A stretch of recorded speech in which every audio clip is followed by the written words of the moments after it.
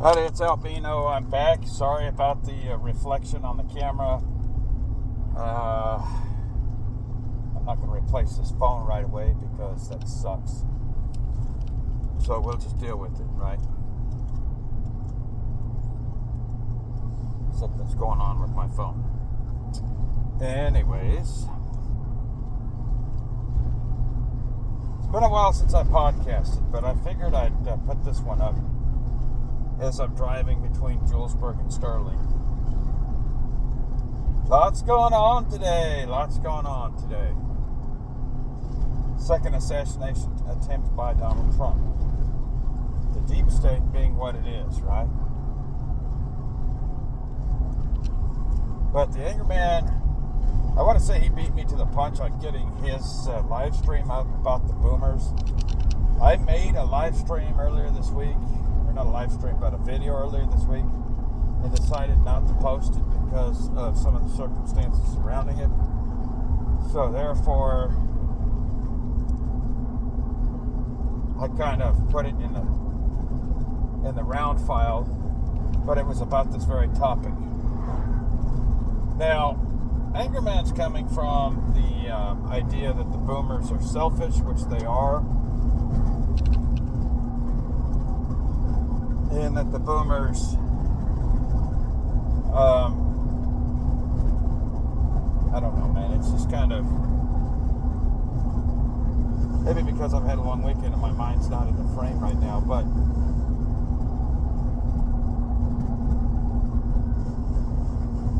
here's the thing about boomers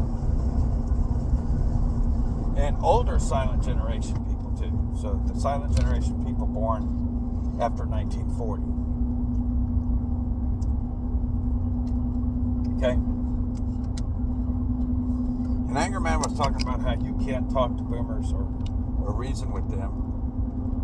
Oh, okay. I see what's going on. It's a reflection from... Alright. So, something's going on when I roll down the window. It's clear now. Okay. Just something weird. Anyways, so Angerman was talking about the boomers, how you can't reason with them, you can't talk to them because all they know is the television, all they know is what the experts say. It seems a lot of times that they lack critical thinking, which is true. Now, I remember as a kid, because I was born in the mid-70s, Angerman was born in the late 70s, so I saw a little bit more of this that I could commit to memory by the time I was like 3 or 4 years old than he did. But I think we're speaking from the same vantage point when it comes to this, right? So like when I was a young child in the late 70s, say when I could start building recollection, I was born in December of 75. So let's say I started forming memories that I could remember, right? Mid 78, maybe early 79. I remember the time my sister was born. She was born in December of 79, so by the time I was 4 years old. So I was clearly making memories then, but I do remember some of the 70s culture, either directly or by replay. So for example, the movie Smokey and the Bandit came out in 1977. I was 2 years old, so I most likely don't remember it directly, like from when it first came out. Obviously, I probably wasn't taken to a theater to see it, but I probably remember it, say, late 78, early 79, maybe even early 1980, but maybe it was watched or played as a replay on TV. Same thing with Cannonball Run. Same thing with Saturday Night Fever. Rhinestone Cowboy, Shaft, the original Shaft, Some of the blaxploitation films, like I said, I don't remember them directly from when I was, like first run, but I do remember pieces of these films and music from that time period around when I was born, or just before I was born, or when I was still a little tyke. Either, like from hearing it directly on the radio or seeing it on TV as a second run. So stuff like that. So I remember, going like in New Mexico where I was brought up. I was born in Colorado, but when I was 9 months old, we moved to Albuquerque. So for all intents and purposes, I'm a native New Mexican, even though I was born in Colorado. Funny, because I'm living in Colorado now on this job I just took, right? So funny how things turn. But,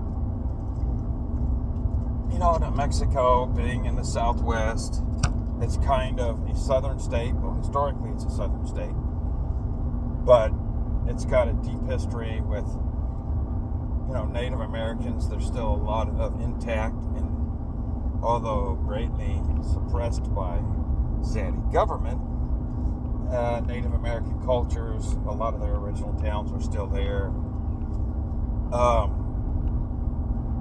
There's still a lot of deep Hispanic roots there from the Spanish colonization and the 15 years it was under Mexico before it became Texas, and then before it became the United States. So, back in the 20s and 30s, a lot of the artsy-fartsy acolytes started to, form arch colonies in like Santa Fe and Taos, and some of the mountain towns and stuff like that. Same thing in Colorado. There's kind of a bohemian element there.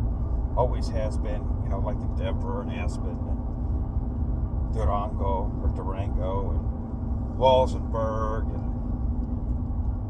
tell you, right? Well, the same thing goes on in Santa Fe, Taos, Ruidoso, Cloudcroft, New Mexico.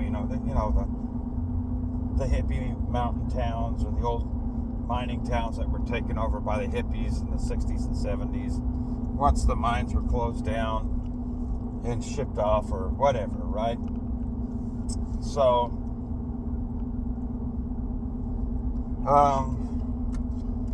from my childhood, I got to see this artsy-fartsy remnant of the boomer hippie/yuppie culture when I was a kid, early on in my childhood. It faded, of course, into more of a yuppie type culture, once I progressed into, the older grades in elementary school and up through middle school and into high school. But, it was always kind of funny that was considered the counterculture, and it was kind of like thinking that, I came in on the heels of the boomers sticking it to the man. Obviously, that started in the 60s, 10 to 15 years before I was even born. But, the tail end of that era, when I was younger. And it was always built as, being creative and being independent and thinking for oneself and all this other stuff amongst the boomers, right? Well, I don't think that's so. One of the favorite phrases that the boomers started using, and the Xers used it a little bit too, like Xers on the left, but then it really skipped over, and some of the older millennials, the Zennials that were born from 86 back to 1980, it's kind of weird because for a while, The Gen X generation was considered, at first like 1960 to 1984. Then it was 1964 to 1984.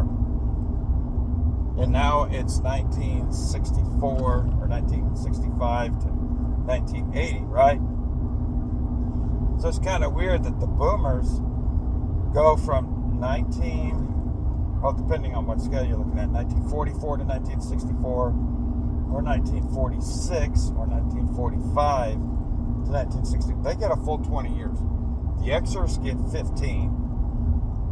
The millennials get 12, right? So they go from now the millennials go from 1984 to 1996, and then the Zoomers get 16 years from 1996 to 2012, and then from 2012 on is Generation Alpha, right? Just kind of weird because, like I said, when I was coming up, even until, I'd say about 5 or 10 years ago, a Gen Xer was considered anybody born between 1965 and 1984. A millennial was considered anybody that was born from 1985 to 2004. And a Zoomer was considered anybody born from 2005 until the present, meaning that Generation Alpha, according to the old scale, doesn't start until next year. So how they're breaking up these generations just doesn't make any sense. But I digress. So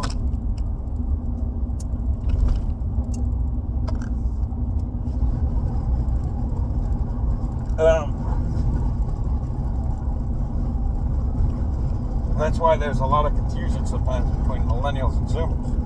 Obviously so, right? Because somebody's been dicking with the years. Probably a boomer. Anyways.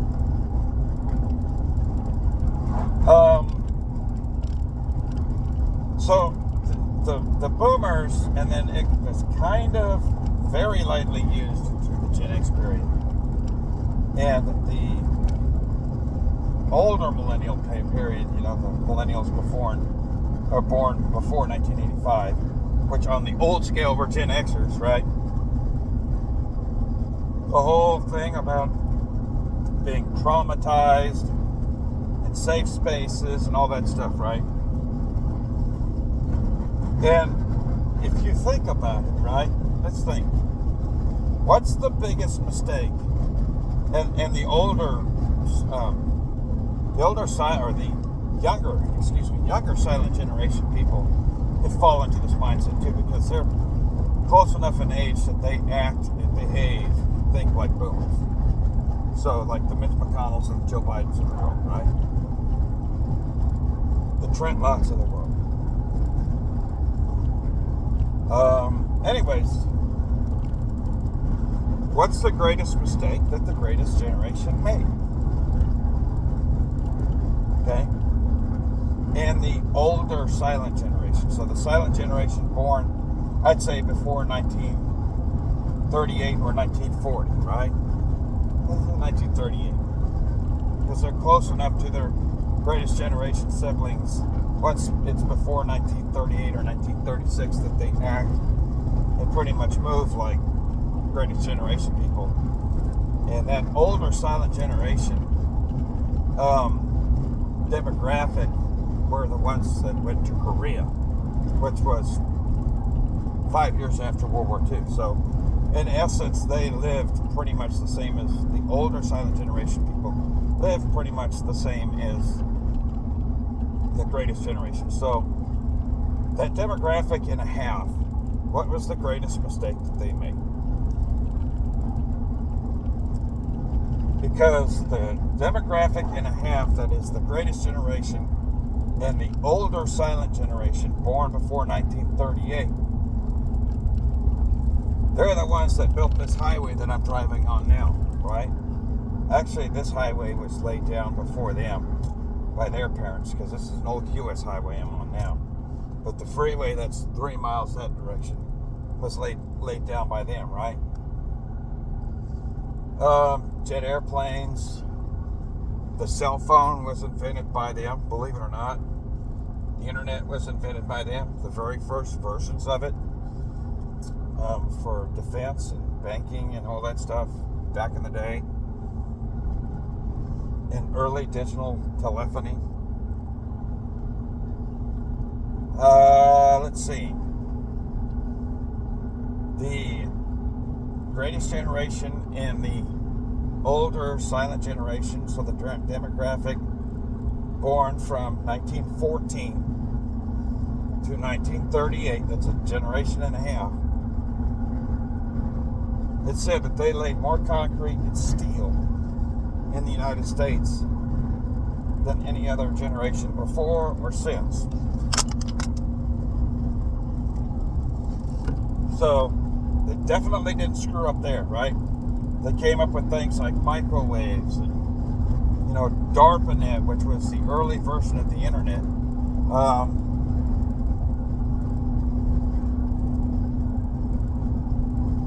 Frank Whittle was actually what they call the lost generation, was the generation before the World War II generation. That generation actually invented the jet airplane. Yes, the Germans stole Frank Whittle's designs. Frank Whittle was British.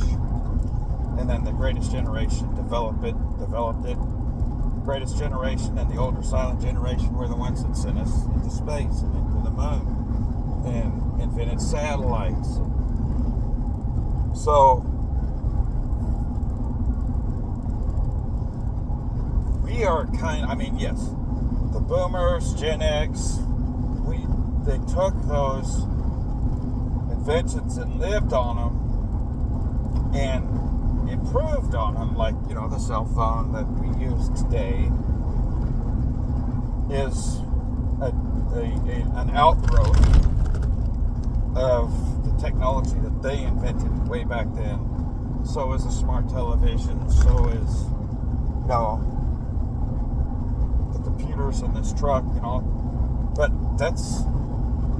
that was fine-tuning of things that they created. So, in essence, up until the present, we've been coasting on the momentum of the World War II generation and the older silent generation. The America we live in today, if you really look at the history, was their creation and the creation of their parents, which would have been the lost generation, born between 1894 and 1914. And the two generations that preceded them as well. So the generation born 1874 to 1894, and then the Civil War generation the generation immediately following the Civil War generation, not Andrew Carnegie, but I would say the Henry Ford-ish generation. Don't quote me on that. I think Henry Ford was born during this generation, from 1854 to 1874, right? So those 3 or 4 generations, we're coasting on the modern world, the progression or the plateauing progression of the modern world that they invented. The electronic fuel injection in this truck. Well, the earliest versions of that came out in the 30s. Actually, in the late 20s, the Duesenberg. Look it up. Yeah, it had electronic fuel injection. The Duesenberg, it was a mechanical computer and an analog computer, but it actually had a computer on board that helped run the car and helped remind the driver of things like service and all that stuff. So those things were invented. So what's the biggest mistake that the older silent generation and the boomer generation made, or not boomer, but World War II generation made?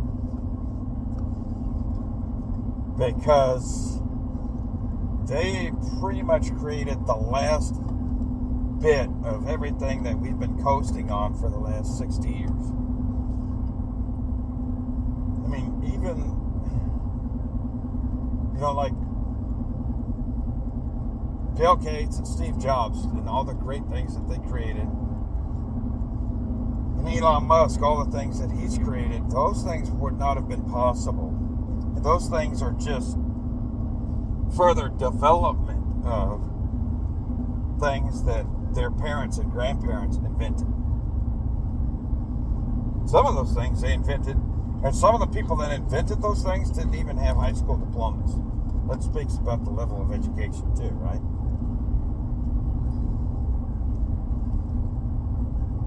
Refrigeration was invented, and I don't remember the name of the inventor. Angerman, you're going to have to help me out with this.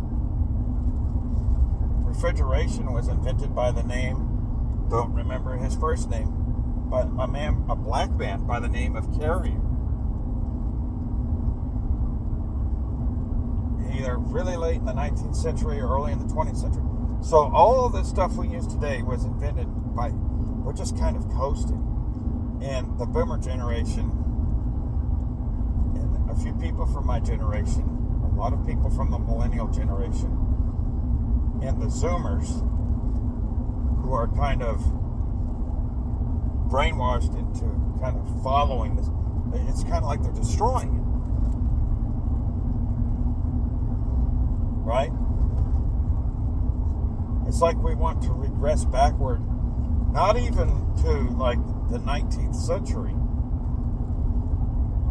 but further back, almost to the Middle Ages, like back to the 11th century.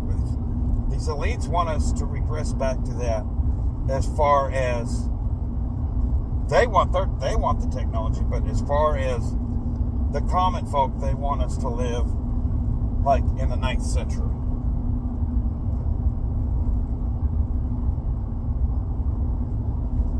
What is the biggest mistake that generation and a half made? The World War II generation and the older silent generation born prior to 1938.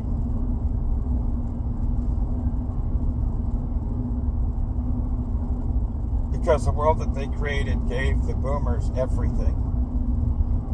The boomers were the first generation. The boomers, even during segregation,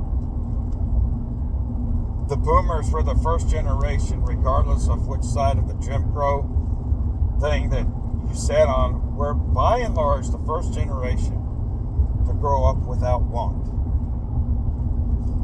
Even if they were in poverty, they still had modern technology that made their lives infinitely easier than just the generations immediately before them.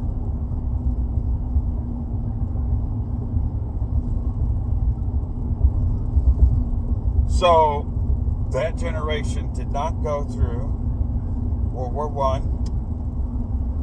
the Great Depression, World War II, or Korea. Yeah, some of them were kids when the Korean War kicked off, but that was over there, and they never really saw it. I mean, they were greatly cushioned from it, right? And they weren't old enough to remember it for the most part. Maybe the older ones maybe remembered, okay, Dad went away for a year or two or whatever. But as they were coming up, they came up with radio and TV. Late radio, meaning that radio transitioning into television, and television, right? They had almost no want as far as, having to really strive for just the necessities of life.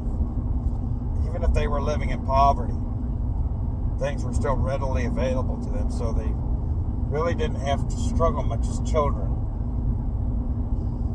If they were listening to a radio show or watching TV, right, the conflicts presented to them in their media world were solved within 30 minutes to an hour on a radio show or a television situation. situational comedy or drama, or within 2 hours in a movie house, right? So they expected life to be solved that way. It's children. And this is why I believe that many of them, when it was their turn to serve during Vietnam, they ran away from it. Several did embrace the challenge and did the honorable thing. How we got involved in Vietnam, it might be extra legal. The cause was good, but the way that we got involved was probably outside of what we would consider legal. But even so, those who did go, thank you. But most of that generation ran away from it. See, Korea was also a police action, but it was fought by the older silent generation. And actually, a lot of guys who went to World War II also went to Korea. So it was fought by that demographic and a half who just lived through two terrible things. So they saw that as duty.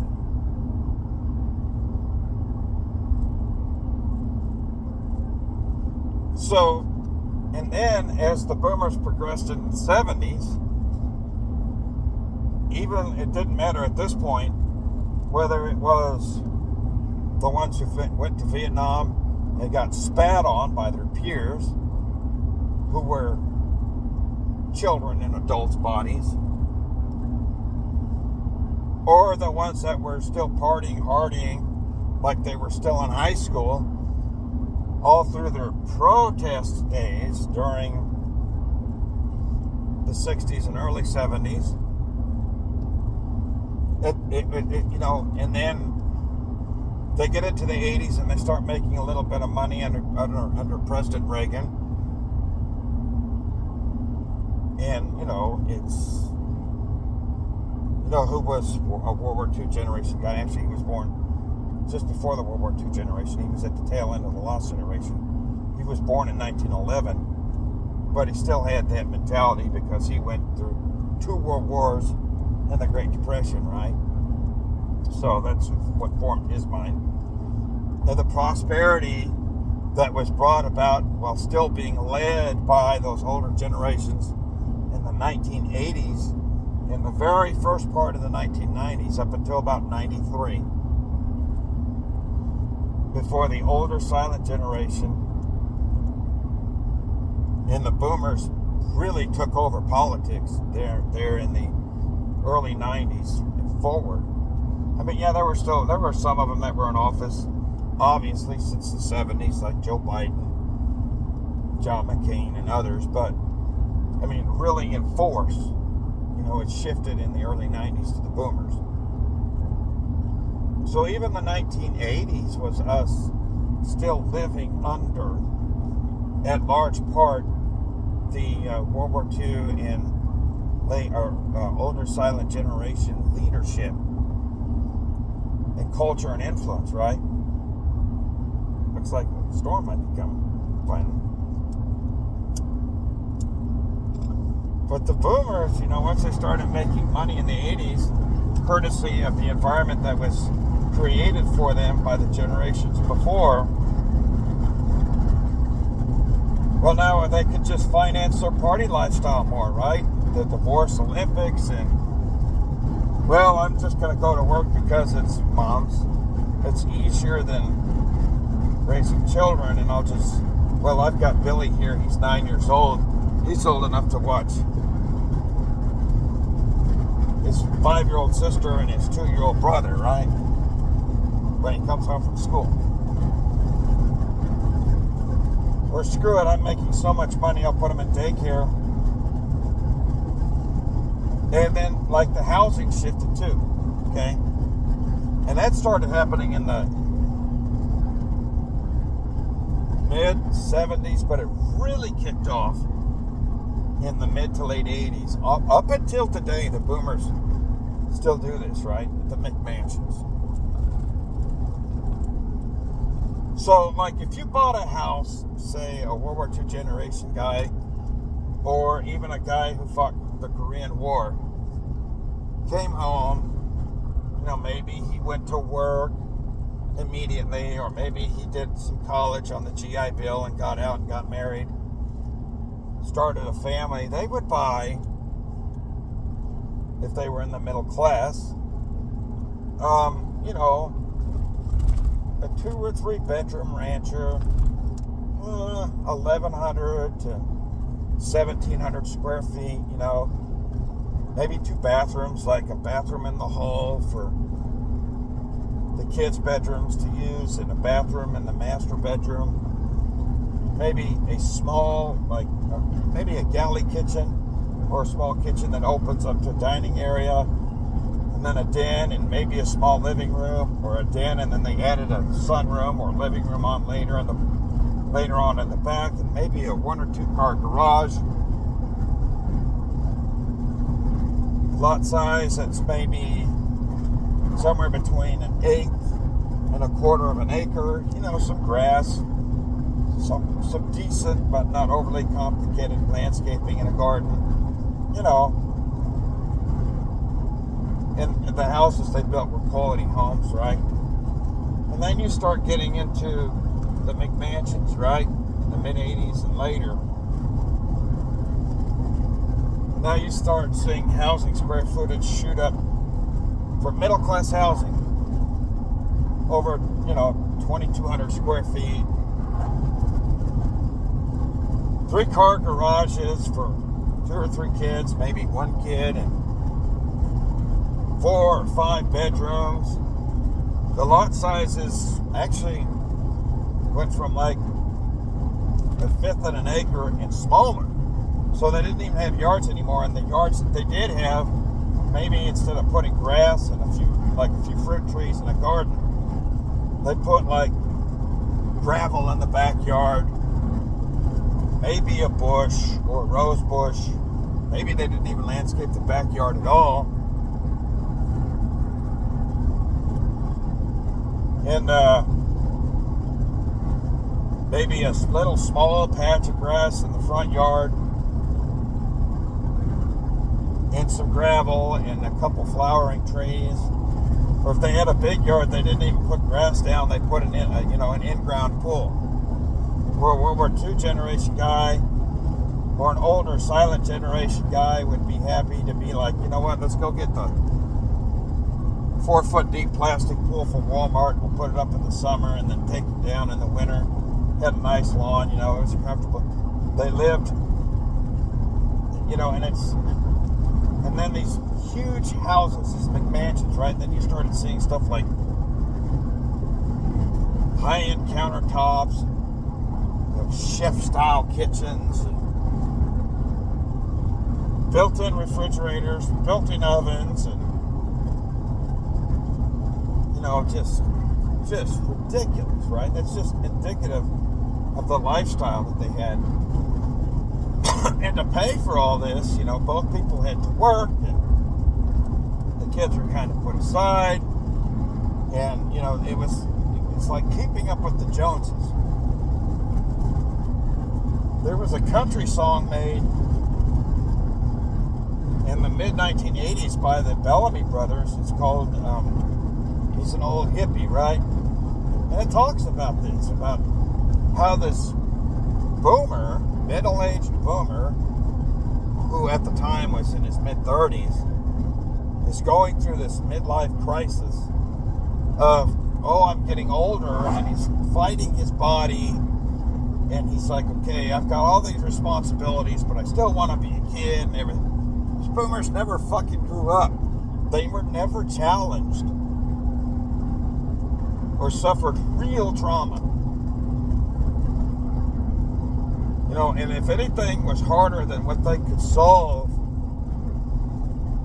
in a 30-minute sitcom or a 2-hour movie, they ran away from it. It started even with Vietnam.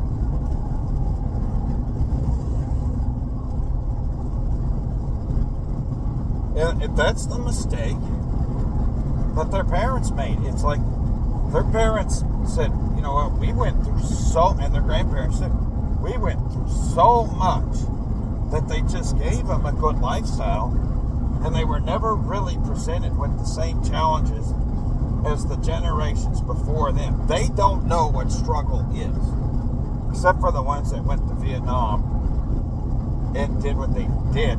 But, think about it. If you were to take a boomer anywhere between, let's say 12 years old and 30 years old, stick him in a time machine and drop him off somewhere between 1929 and 1945 and expose him to the real trauma that those people went through, I don't think they'd make it. I don't think they would make it. I don't think they would have the skill set to deal with that. I don't. This is why we have now 60, 70, 80-year-old children in geriatric bodies.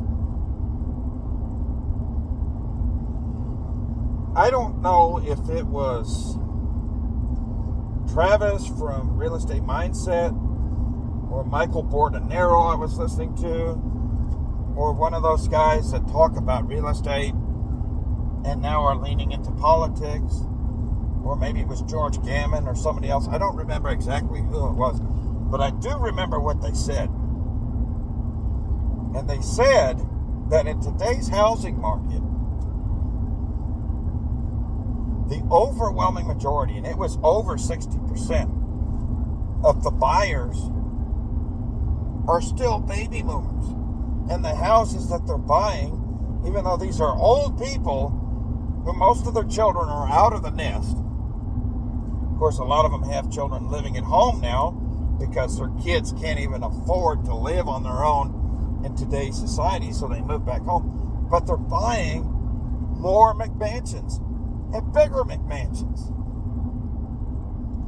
And those that aren't doing that, they're living such an expensive lifestyle in their old age that they're reverse mortgaging their property just in order to keep that money going so they could go on another cruise.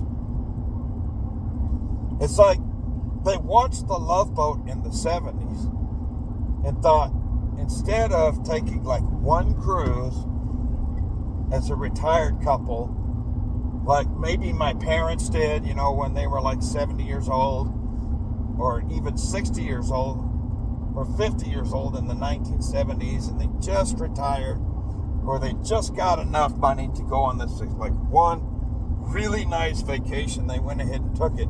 They watched The Love Boat and watched these older people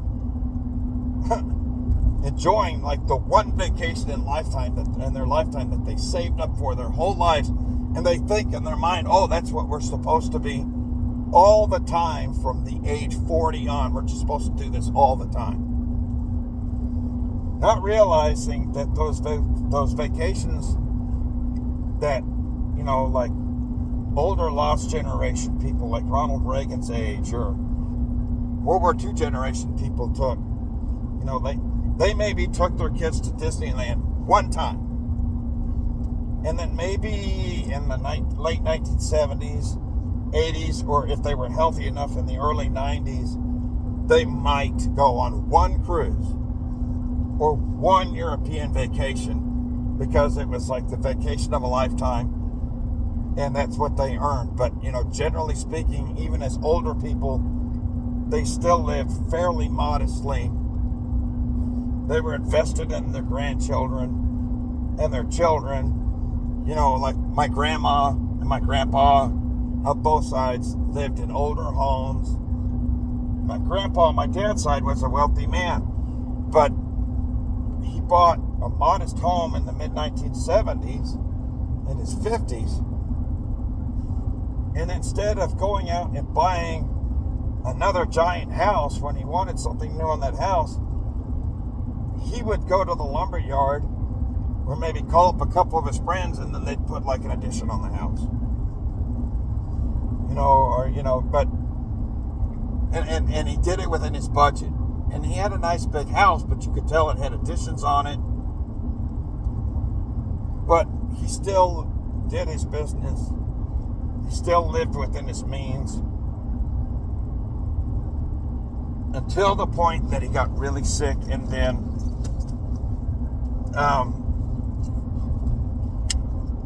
and this was in the early 1990s when this happened. What did his boomer children do? They moved him out of his house. First, they took out powers of attorney on his affairs and his property, and then they started selling it off. His businesses, his land, his home. And then when he got too sick to where he couldn't live in his own home anymore, even though he was living in Albuquerque, instead of moving him into one of their homes and caring for him and being with the family, what they do, they took all that money that they amassed from selling all that stuff in his estate, and what wasn't spent on his medical bills, they blew it all on an assisted living home. Not hospice care where okay, Grandpa, you're so sick that you're at the end of your life that we're going to put you in a facility for a couple months just to kind of help us out because now you've gone, your terminal care, your terminal phase has gotten to the point to where we can't care for you anymore in the home, for 2 or 3 months. No, for years. Millions and millions of dollars worth of expenditures, right? And when all this was going on, when they initially started selling off all this property and stuff like that, I was a teenager. So when my grandpa got so sick to where they moved him to Albuquerque and started selling off his properties, I was 15 years old. My sister was... Actually, no. I had just turned 16. And my sister was 12, and my brother was 9. So my sister and I were teenagers. And I was close enough in age to where in another 5 to 7 years, myself or my other cousin, who was just a couple years younger than me, either together or one of us independently, could have taken those businesses and properties, or maybe I took the house and the land, or I took the house and my cousin took the shop and he learned how to run the shop, and I took the house and then both of us learned how to run the land together or whatever, right? And then the other children, as they got older, we could figure out. No, they didn't do that because it was too inconvenient for them and too hard for them to bring him into the family fold, him and his wife, and then after she passed away, him, and make room for them. And no, because that's just another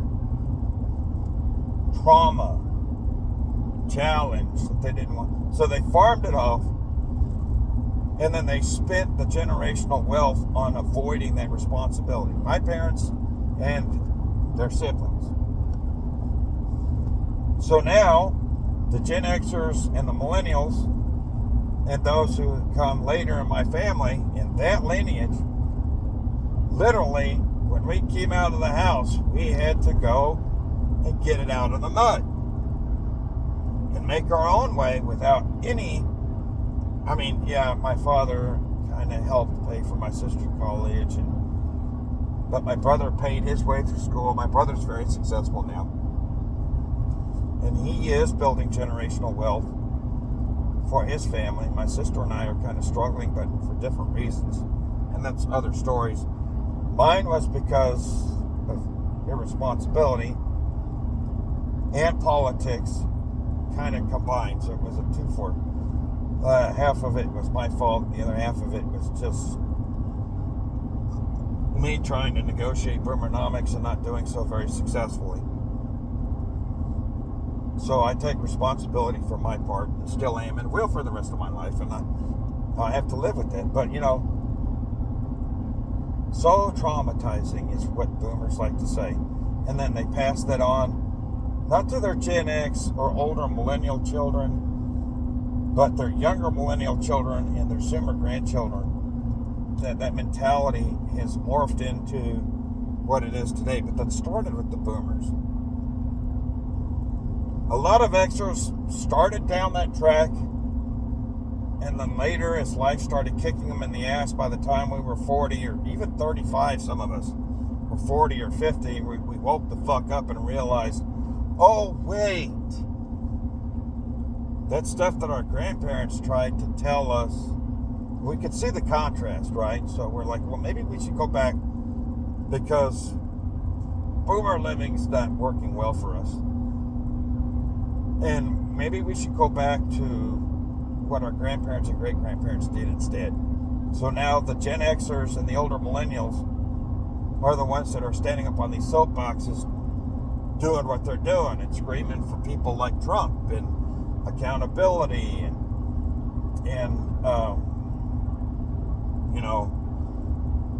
personal responsibility, and partly because we had to get it out of the mud. Partly because even though our war, which the boomers fucked up, completely fucked up, because we were winning that war, and of course, just don't even get me started on that, because boomers don't have a stomach for a fight, whereas the Gen Xers and the older millennials who remember the heroics and the stories of our grandparents saw that as our duty. When 9/11 happened and all that stuff happened, whether or not you agree with that war or not, they didn't have to do a draft. Now, granted, we didn't lose as many people as they lost in Vietnam or Korea, World War II, not even close, because of the technology that we have and the tactics we have now. Partly because under boomer leadership, we weren't really allowed to prosecute things to the fullest extent that would have really guaranteed us a secure victory. But when that started, they didn't have to have a draft because the Gen Xers and the older millennials, carrying at least enough of what was instilled with them with their grandparents, went ahead and took on that duty. Here's an interesting fact. During World War II in Korea, they did a lot of draft in Korea, and they did do a draft in World War II, but that was kind of a catch-all and a prep step. Most of the people who served in both of those conflicts, and even in World War II, even in World War I, they did that voluntarily. So the draft was just kind of there to catch the ones that either for some odd reason, were just lazy. But there weren't that many of them. Yes, there were a lot of people in that generation that did not serve, but they didn't serve because they were medically disqualified, or they were disqualified because they were an only child. And some of those people even fought it. But, at least if they didn't go, they had a legitimate reason. But for the most part, those generations largely volunteered, and the draft that they did have was very minimal. Whereas in Vietnam, they had to draft everybody because they couldn't get anybody to go. When it was my turn to go, they didn't have to have a draft because we just started showing up because we remembered the sense of duty that our grandparents had. And the same could be said for the Gulf War, even though that was kind of a tempest in a tea kettle. But that was, a lot of those guys were older Gen Xers and late boomers who probably functioned more like Gen Xers that weren't old enough to be involved in the Vietnam bullshit. And even then, people showed up, So But these boomers are children. Now, Mitch, I can't remember your last name. It's very difficult to remember. But shout out to Travis at Real Estate Mindset, because he's really starting to feature this gentleman. I think he's an older Gen Xer. He's also a mathematician, and I believe he's a contractor, and I believe he's also like a big time real estate attorney, right? Mitch is his first name. Please go check out Travis at Real Estate Mindset. Y'all need to watch his videos, because when you watch this guy and you watch him explain what's going on with the property tax system and the school systems and all this other stuff, and you listen to what he's saying, and then you put two and two together in your head, and you realize, wait a minute, these boomers have been running these systems at least since the 1990s, if not in many of them since the mid-1980s, right? Some of them maybe even as late as the 1970s on local, state levels, right? Especially when it comes to the central appraisal districts and the way that property taxes are appraised and all this other stuff. And you listen to what he says and about the fraud that's involved, and part of some of the underpinnings of what's going on with real estate inflation, because even real estate is outpacing consumer product inflation by an exponential amount, right? And you listen to what he's saying, and then remember, you're like, okay, boomer mindset. What's really going on? And it's like the damage, and then he talks about the national debt. And you think about that too, right? We'll get into that in just a minute. But you think about what's really going on, and you're like, oh my God, these entitled little fuckers are just going to get theirs no matter what, and they'll rip everybody else off to do it, and they don't care. They'll break the law blatantly because they're spoiled children, and they think it's theirs because of the great mistake that their parents made. Their parents went through so much that they didn't want their children to go through anything like it, and in doing so, they overprotected them. That's the only problem with them. And by the time their grandchildren came along, the World War II generation and the older silent generation, I think, realized the mistake that they made when they watched the lives that their children were leading, from their teen years into their young adulthood. And so they tried, with what little influence they still had, to instill in the Gen X generation and the older millennials the values that they learned the hard way. But by that time it was too late, because they were starting to die off. And by the time the younger millennials came along, they were already shoved into nursing homes and pushed away from the family by their selfish boomer children who didn't want to bring them into the home and do what they should have done in caring for their elders, because, well, it's all mine, right? And then by the time the Zoomers came along, they were gone. And what few of them are still around are so few and far between, or they're so feeble that their influence is nil. But at least for the older millennials and the Gen Xers, they left a little bit of a footprint. So that way, when we got on in our lives a little bit later, and we realized that boomering in life is not the way to go, we had something back to fall on, or something to fall back on, and recalibrate ourselves to for the later half of our lives. Unfortunately, for many of us, a lot of damage was done, and it's going to take a long time for us to recover. But at least we understand the difference, right? So,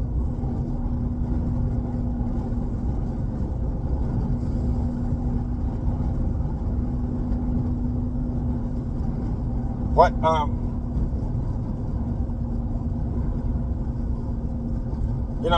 you look at Mitch and Travis on Real Estate Mindset. Even Robert Kiyosaki's talking about this. George Gammon's starting to bring this stuff up now.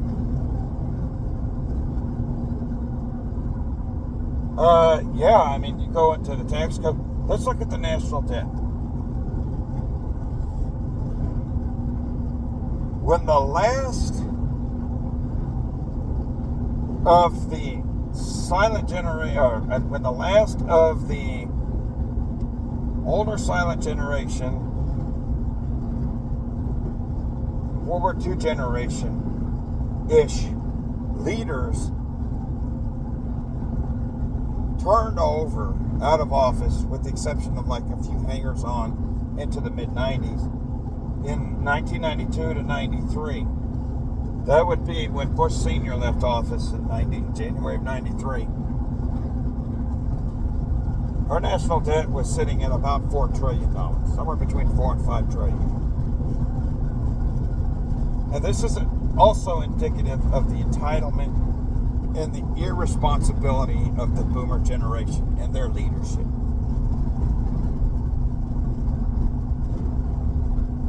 With the exception of Newt Gingrich holding Bill Clinton's feet to the fire from 1995 until 2001 with the contract with America, and we got a little bit of a budget surplus before the dot-com crash. And the deficit went down. And with the exception of the first 2.5 to 3 years of the Trump administration, before he went crazy with COVID relief, and there's a lot of explanations behind that, the deficit has grown parabolically, with those two exceptions, ever since under boomer leadership.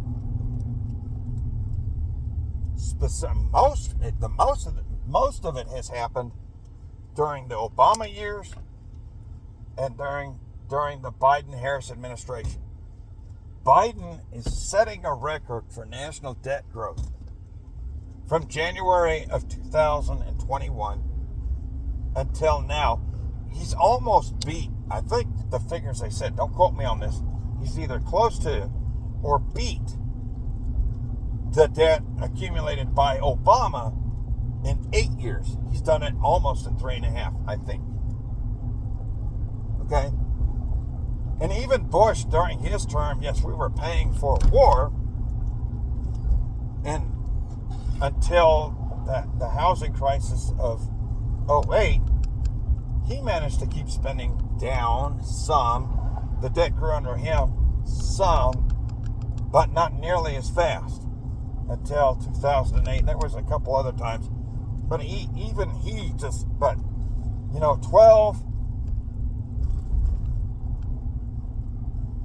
of the last 24 years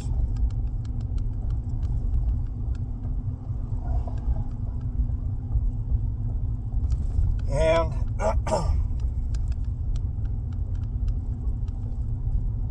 20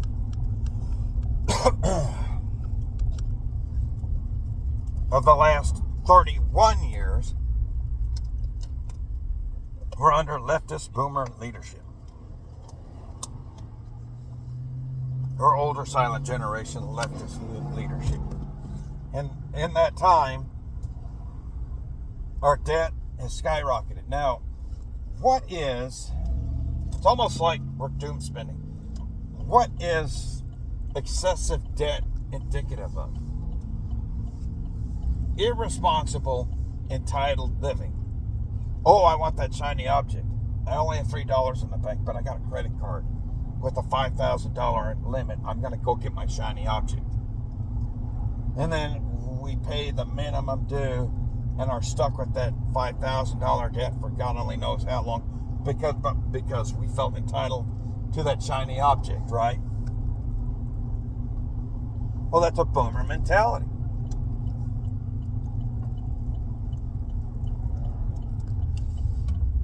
Here's the thing about the boomers, and I forgot to mention this too.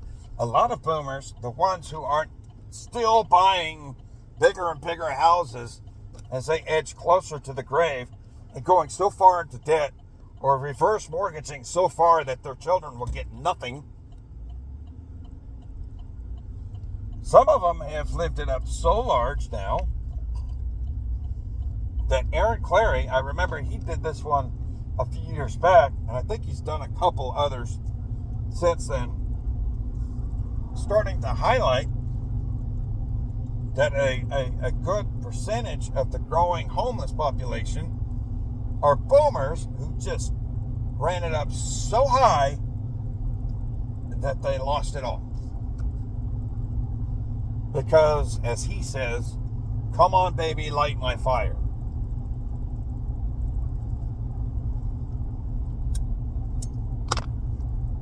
Because they don't know what hard times are.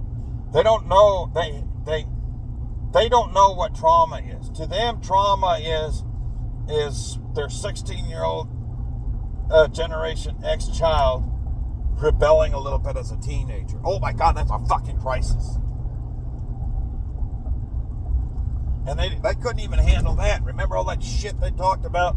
Their rebellious teenage children back in the 80s and the 90s and the early 2000s. Remember that? Oh my God, they talked mad shit about us. Us and the older millennials. Both. They treated us all like shit. We were a crisis in their life because they could continue to live as children in adult bodies. Here's proof of that. Disco. The rhinestone cowboy face, like, you know, the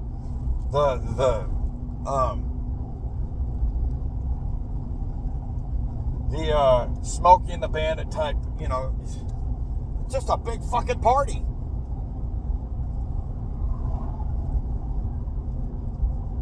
You know, Studio 54, the crack era.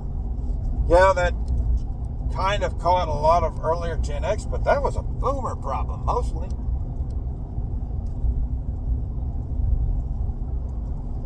The drugged out 60s. You know, all of it, their whole life has just been a fucking party. It's like they never left high school or the frat house in college. And they're still living there. But it's costing them millions of dollars now, but they're still doing it.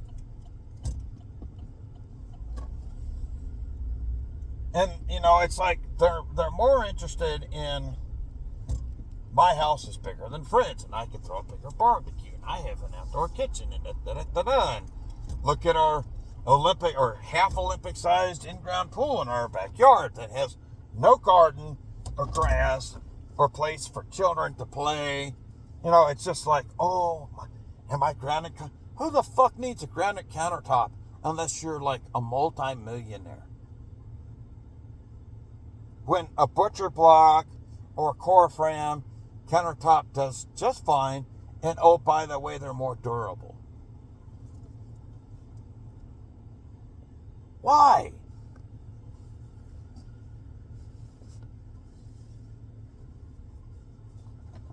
I'll pause this. I'll be right back, okay? Actually, let me finish this smoke. But it's like,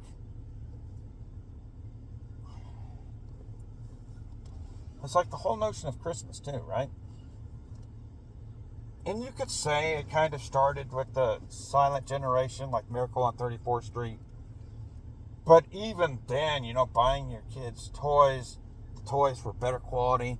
And like you got one good Christmas gift, maybe, as a World War II generation or older silent generation kid. And it was like maybe from your grandparents, like maybe a radio flyer wagon or a bike. But these boomers, for Christmas, because of what their parents went through, they got fucking Christmas gifts every year, and birthday gifts every year. And now it's progressed into kindergarten graduations and preschool graduations and elementary school graduations. And everything's a fucking party. For them, it started with them, and now with their younger millennial children, and even some of these Gen X people, you're like, what the fuck? It's just preschool or kindergarten. Matter of fact, I went to daycare for a few years. And then my mom, she worked from home, and then she went back out to the office, and then I was a latchkey kid. But we didn't get those celebrations. I know for a fact that the World War II and older silent generation people didn't get that. They got a high school graduation and a college graduation. And maybe if their parents were middle class, they might have, maybe if they were rich, bought them a car, but maybe gave them like a party at home. You know, they bought their own cars and shit like that. They got it out of the mud. Just like we're having to get it out of the mud now because we weren't left anything. And the economic crisis that these boomers are about to put us into is worse. It's going to be worse unless we find some way to stop it right now. Mr. Trump, I hope you're listening. And I hope you win, but I hope you're listening. Right now. Because if we don't, it's going to be worse than the 1873 crisis, the Civil War, or the Great Depression. Worse. And then we're all going to have to get it out of the mud again. Because we've gone all the way to the limit with the Gucci bag on that $5,000 credit card because we just had to have that shiny object. You know, my grandparents kept credit cards for emergencies only. And if they used them, they paid them off the next month. I don't remember my grandpa putting much on a credit card at all. And if he did, it was like for maybe a parts business or parts purchase for his business. And then he paid it off the next month. Didn't run it all the way up to the limit. And he said, this is for emergencies only. But, you know, now America, under the boomers, just had to go get that Gucci bag with that $5,000 credit limit. And they've been paying the minimum balance all along, which doesn't catch you up on the principal at all. Matter of fact, it keeps you in that debt, and that principal keeps growing because that minimum balance doesn't even pay all of the interest, right? It just keeps the card in your name, but you really can't turn it back on until you start paying that principal down, right? So now the credit card company we're not even paying the minimum balance anymore, and the credit card company is going to cancel the card. And we've already blown through all of our savings and discretionary income and the income we're done. Thank you, boomers. And now the monetary crisis, everything. These childish boomers that never grew up. And when you talk to them about politics or life or church, you know these mega churches are a boomer creation. Joel Osteen, the charismatic movement started in Los Angeles with the Azusa Street revival in the 80s or in the 1920s. And that's kind of been lurking in the background all along. But that was never really mainstream in any side of the culture or any demographic until the boomers. Never. That's just, that's why. I mean, don't get me wrong, everybody likes a good party. I've done my share of it as a Gen Xer. I regret it, a lot of it, because it was irresponsible. But, let's say, for example, I marry the girl that I'm dating now. I'm not going to go for a $30,000 wedding, absolutely, and she doesn't want to do that either. We'll have a small party with the family, maybe in the yard, maybe some music, some food, a place for people to play, maybe a space for people if they want to dance or something, they can do that. Not a complete blowout, not a boomer blowout. There's no reason why a wedding should cost you more than a few $1,000s. But, even as Gen Xers, when we were younger and we decided before we pulled our head out of our asses that we were going to do the boomer expensive weddings and divorce Olympics and stuff like that, it's not uncommon it wasn't unheard of for people to drop 20, 30, 40, 50, 100K for a wedding. You don't need to. What matters is what's after the wedding. But see, they never got that. And now us older millennials and Gen Xers are starting to figure that out. And we're like, now that we're looking at a second or third marriage, we're like, we really fucked up the first time around because we tried it our parents' way. Now we're looking at this and we're going, okay, to do this right this time, and if we're with a good partner, they're looking at it the same way. It's like, you know what? Let's just have a modest wedding, church, a courthouse. Maybe 20, 30, 40, 100 people at the most. That's pushing it.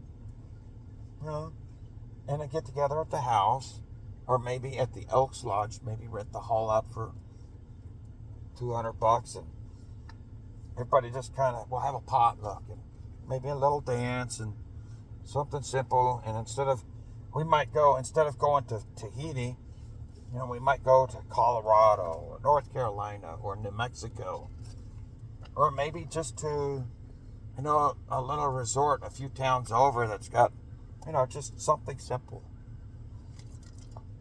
We'll do it for less than $10K. But then we realize, you know what? We fucked up so bad the first time around. After the wedding, the life afterwards is what matters. That's what an adult thinks. And then we look at our housing and, well, if we can ever afford it, like you boomers, and all that shit I just explained to you before. We look at all that stuff more pragmatically now because we discovered that the boomer lifestyle is not working for us. But these boomers have poisoned us for half of our lives.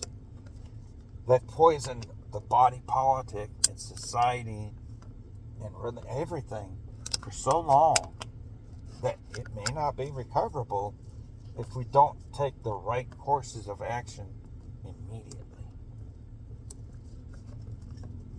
Because we've been living under the leadership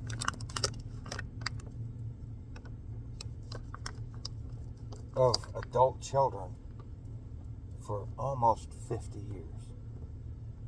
Somewhere between 30 and 50 years, depending on how you look at it. I'm going to leave you with this. In 1989, January, I think it was 1989, in his speech before he left office the next day, January 20th of that same year, Ronald Reagan gave his farewell speech to the nation. And one of his closing lines in that speech was that liberty can be lost in a generation. And this was a common theme in a lot of his prominent speeches, even as far back as his Time to Choose speech in 1964. Well, the generation has come. If you consider our generation 20 years, we're a generation and a half from that day. Are we going to lose it? This is AL-BINO signing out. Y'all have a blessed day. If I hear anything about the second, or if I'm hearing a lot of stuff about the second attempt on Trump's life today, I'll say this. I'm still in the gathering phase of information right now. I'll probably have a better idea of it between now and the next time I'm able to do a video. But I will say this, it's almost like, yeah, Trump is a boomer, but I think he has either a World War II or a Gen X mentality. Either one would be a good descriptor of him. Either that or he's just wisened up and he's seen that, okay. But I think that system that has been created by their leadership